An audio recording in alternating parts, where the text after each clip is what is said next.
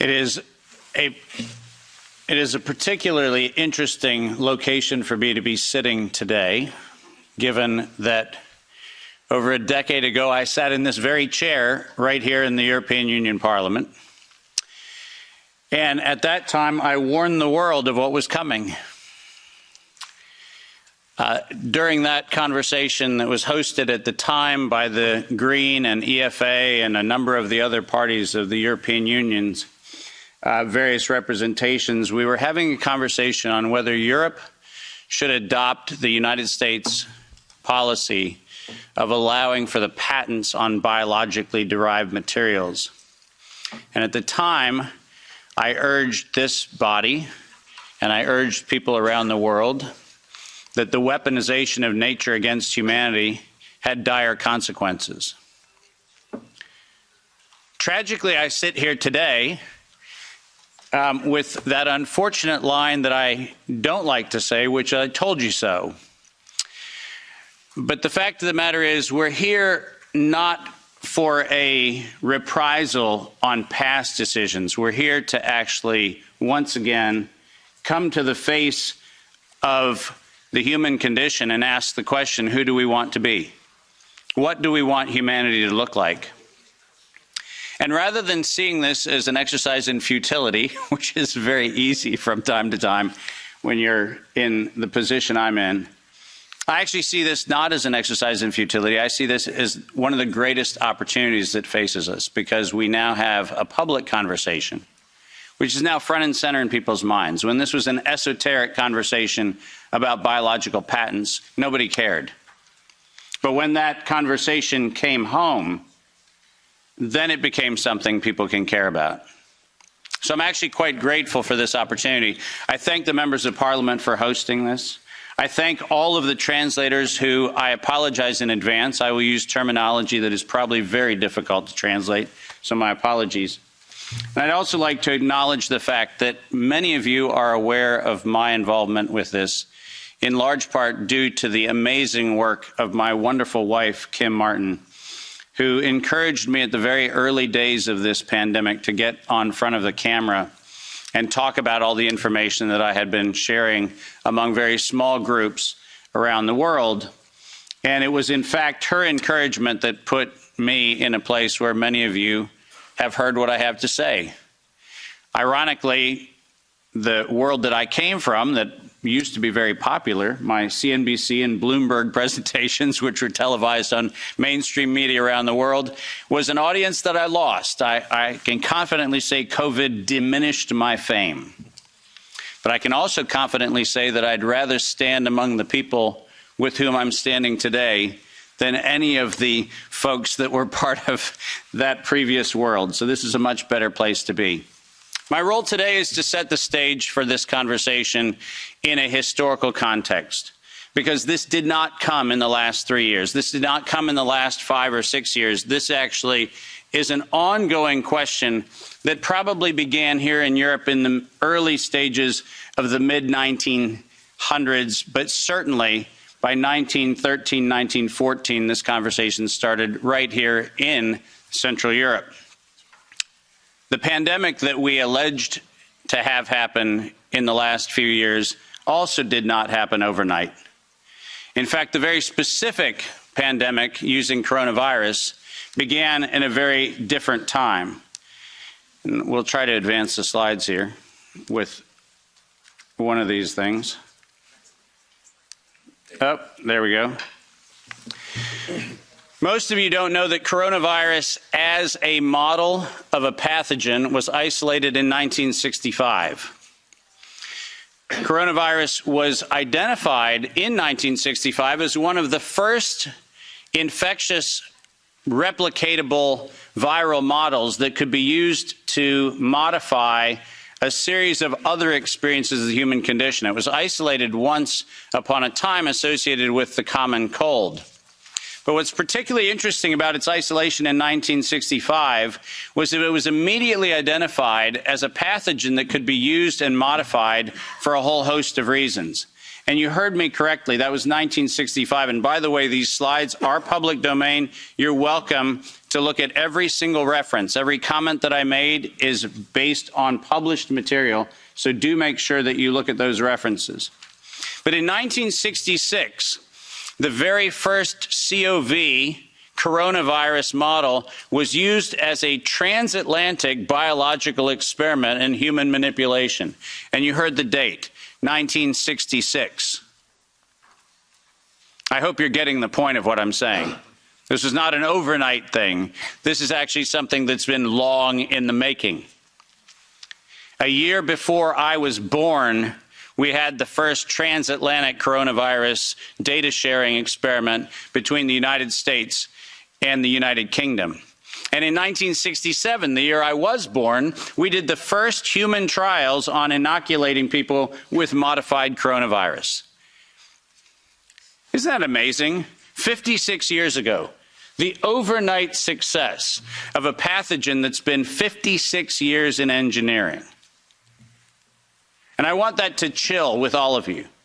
Where were we when we actually allowed, in violation of biological and chemical weapons treaties, where were we as a human civilization when we thought it was an acceptable thing to do to take a pathogen for the United States and infect the world with it? Where was that conversation? And what should have been that conversation in 1967? That conversation wasn't had. Ironically, the common cold was turned into a chimera in the 1970s.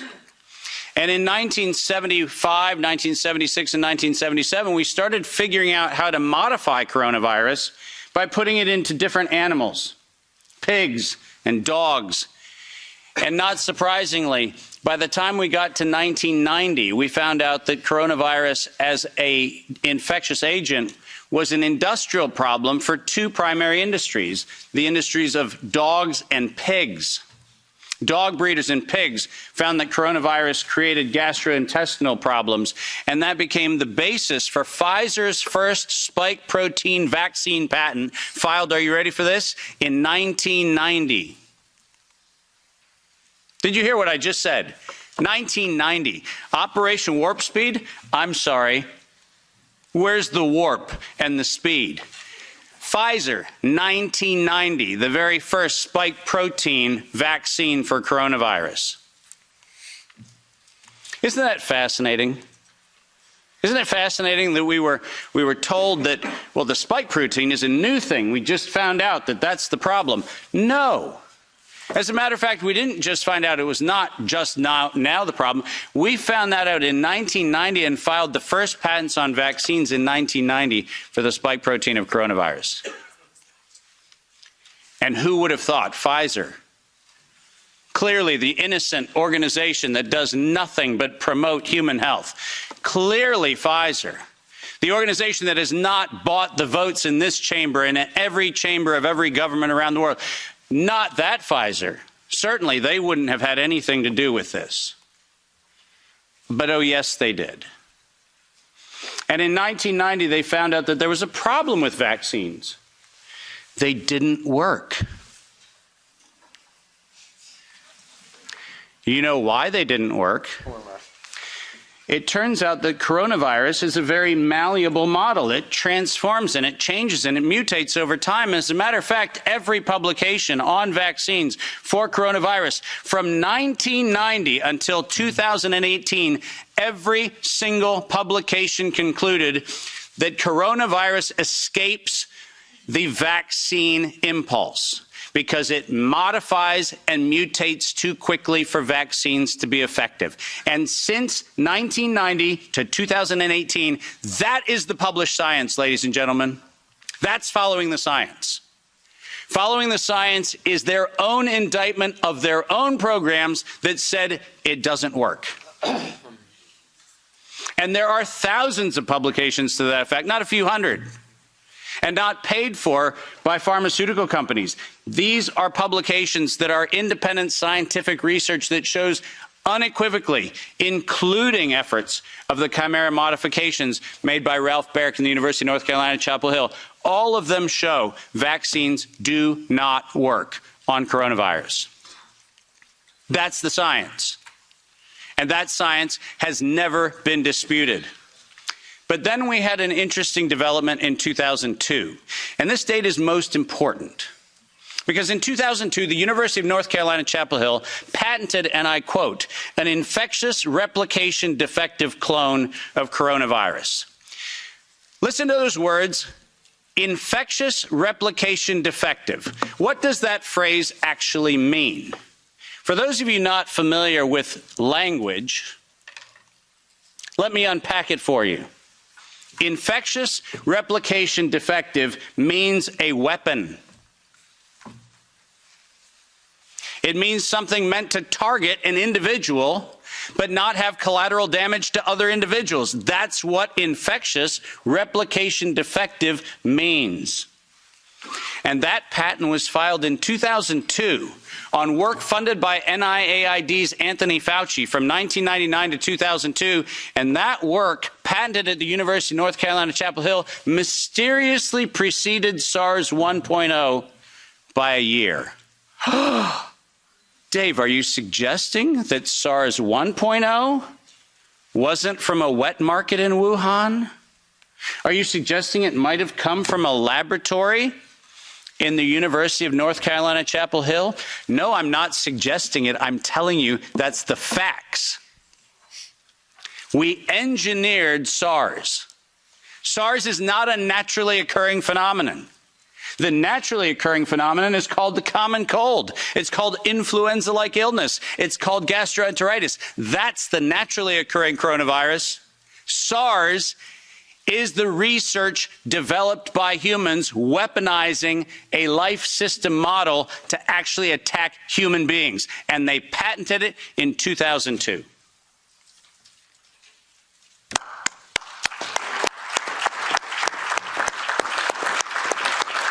And in 2003, giant surprise, the CDC filed the patent on coronavirus isolated from humans in violation, once again, of biological and chemical weapons treaties and laws that we have in the United States. And I'm very, very precise on this. The United States likes to talk about its rights and everything else and the rule of law and all the nonsense that we like to talk about. But we don't ratify treaties about, I don't know, defending humans. We conspicuously avoid that. We actually have a great track record of advocating for human rights and then denying them when it comes to actually being part of the international community, which is a slightly problematic thing. But let's get something very clear. When the CDC in April of 2003 filed the patent on SARS coronavirus isolated from humans, what did they do? They downloaded a sequence from China and filed a patent on it in the United States. Any of you familiar with biological and chemical weapons treaties knows that's a violation. That's a crime. That's not an innocent oops. That's a crime. And the United States Patent Office went as far as to reject that patent application on 2 occasions until the CDC decided to bribe the Patent Office to override the patent examiner to ultimately issue the patent in 2007 on SARS coronavirus. But let's not let that get away from us, because it turns out that the RT-PCR, which was the test that we allegedly were going to use to identify the risks associated with coronavirus, was actually identified as a bioterrorism threat by me in the European Union-sponsored events in 2002 and 2003, 20 years ago. That happened here in Brussels and across Europe. In 2005, this particular pathogen was specifically labeled as a bioterrorism and bioweapon platform technology. Described as such. That's not my terminology that I'm applying to it. It was actually described as a bioweapons platform technology in 2005. And from 2005 onwards, it was actually a biowarfare enabling agent, its official classification from 2005 forward. I don't know if that sounds like public health to you. Does it? Biological warfare enabling technology. That feels like not public health. That feels like not medicine. That feels like a weapon designed to take out humanity. That's what it feels like. And it feels like that because that's exactly what it is. We have been lured into believing that EcoHealth Alliance and DARPA and all of these organizations are what we should be pointing to, but we've been specifically requested to ignore the facts that over $10 billion have been funneled through black operations through the check of Anthony Fauci and a side-by-side ledger where NIAID has a balance sheet and next to it is a biodefense balance sheet equivalent dollar-for-dollar matching that no one in the media talks about. And it's been going on since 2005. Our gain-of-function moratorium, the moratorium that was supposed to freeze any efforts to do gain-of-function research. Conveniently, in the fall of 2014, the University of North Carolina, Chapel Hill received a letter from NIAID saying that while the gain-of-function moratorium on coronavirus in vivo should be suspended, because their grants had already been funded, they received an exemption. Did you hear what I just said? A biological weapons lab facility at the University of North Carolina, Chapel Hill, received an exemption from the gain-of-function moratorium so that by 2016 we could publish the journal article that said SARS coronavirus is poised for human emergence in 2016. And what, you might ask, Dave, was the coronavirus poised for human emergence? It was WIV1, Wuhan Institute of Virology Virus 1. Poised for human emergence in 2016 at the proceedings of the National Academy of Sciences, such that by the time we get to 2017 and 2018, the following phrase entered into common parlance among the community. There is going to be an accidental or intentional release of a respiratory pathogen. The operative word, obviously, in that phrase, the word release. Does that sound like leak? Does that sound like a bat and a pangolin went into a bar in the Wuhan market and hung out and had sex, and lo and behold, we got SARS-CoV-2? No. Accidental or intentional release of a respiratory pathogen was the terminology used, and 4 times in April of 2019, 7 months before the allegation of patient number 1, 4 patent applications of Moderna were modified to include the term accidental or intentional release of a respiratory pathogen as the justification for making a vaccine for a thing that did not exist. Keep going. If you have not done so, please make sure that you make reference in every investigation to the premeditation nature of this, because it was in September of 2019 that the world was informed that we were going to have an accidental or intentional release of a respiratory pathogen so that by September 2020, there would be a worldwide acceptance of a universal vaccine template. That's their words, right in front of you on the screen. The intent was to get the world to accept a universal vaccine template, and the intent was to use coronavirus to get there. And the last slide. This isn't advancing, so if I could have somebody do it. Let's read this, because we have to read this into the record everywhere I go. Until an infectious disease crisis is very real, present, and at the emergency threshold that is often largely ignored. To sustain the funding base beyond the crisis, he said, we need to increase the public understanding for the need for medical countermeasures such as a pan-influenza or pan-coronavirus vaccine. A key driver is the media, and the economics will follow the hype. We need to use that hype to our advantage to get to the real issues. Investors will respond if they see profit at the end of the process. Sounds like public health? Sounds like the best of humanity? No, ladies and gentlemen, this was premeditated domestic terrorism stated at the proceedings of the National Academy of Sciences in 2015, published in front of them. This is an act of biological and chemical warfare perpetrated on the human race, and it was admitted to in writing that this was a financial heist and a financial fraud. Investors will follow if they see profit at the end of the process. Let me conclude by making 5 very brief recommendations. The last slide. Nature was hijacked. This whole story started in 1965 when we decided to hijack a natural model and decide to start manipulating it.